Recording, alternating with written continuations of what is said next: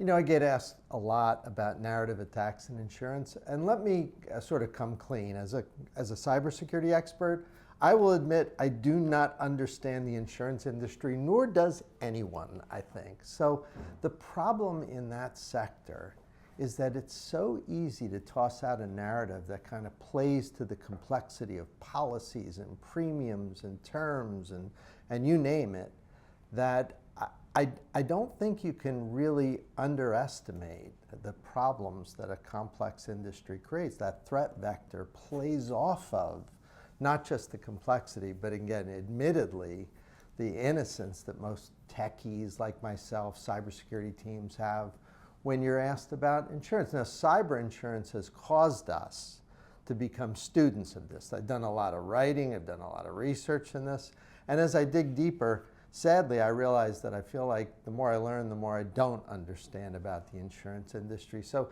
again, I don't want to make too big a deal out of this, but I will say that it is very prone to narrative threats simply because most people don't really understand the mechanics of this industry, and I can prey off of that as a narrative attacker.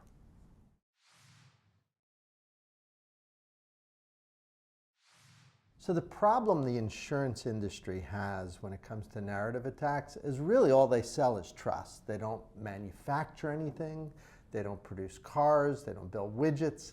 They sell trust. That's what we all buy when we're buying an insurance policy. So if a narrative attack in some sense impedes or degrades that trust, you've attacked the basis for the whole industry. So they really do have that problem of having that heightened dependence on us trusting the insurance company. So some nonsensical thing comes out about the company that you may be dealing with. Maybe it's your life insurance policy. It could be, you know, a blanket policy that you depend on. That's very important to you. It could have something to do with health insurance. Who knows what that could mean for your psyche? And you might decide to make some decision, maybe even change policies based on a very weird narrative. We saw recently that it was this terrible incident where a CEO was actually killed.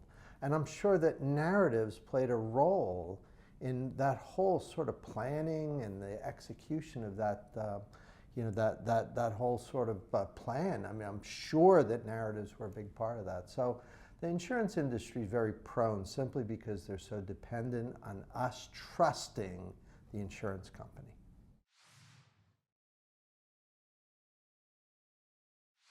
So if you're a CISO or a CSO, you know today a pretty big theme is protecting executives. Now, we've written a lot about this at TAG. One of the topics that comes up a lot is, should you have guards, guns, kind of the physical protection? The answer is yes. But I think a much more important part of this is managing the sort of the digital risk and the narratives that could create a real problem for executives. It's not something we thought so much about maybe 20 years ago. We thought you protect the executive, you put them in an armored car or her. Today, it's different. Today, it's expanded to their online persona and definitely the narratives that are out there maybe on social media, in email, and any other sort of form that you don't control about your executives. So I think what you need to adopt from a CISO perspective is a broader, sort of more expansive line of sight into the kinds of threat vector that exists for your executives. And that's leadership team, CEO, board, and even middle-level managers and your employees as well. It could be a lot of high risk that spreads across the whole organization. So what this means is we have to adopt a slightly different mindset.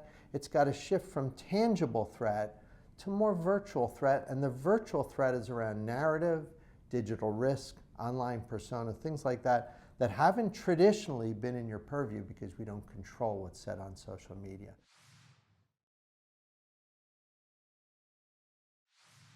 You know, to deal with the narrative attack problem in insurance, I think one of the things Blackbird does nicely is it sits between two things. It sits between raw data collection and insight. And insight is what people like me need to make a decision.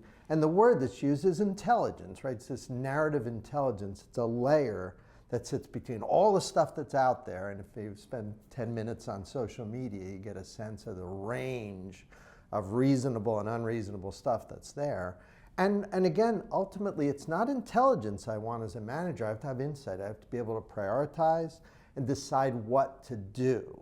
So I like that idea of intelligence, sort of connecting my decision making with raw data and helping to curate it to make sure I have a good idea of what may be accurate and what may not be. That's the first step, and probably the most important step if I want to handle a narrative attack that's being aimed, in this case, at an insurance company.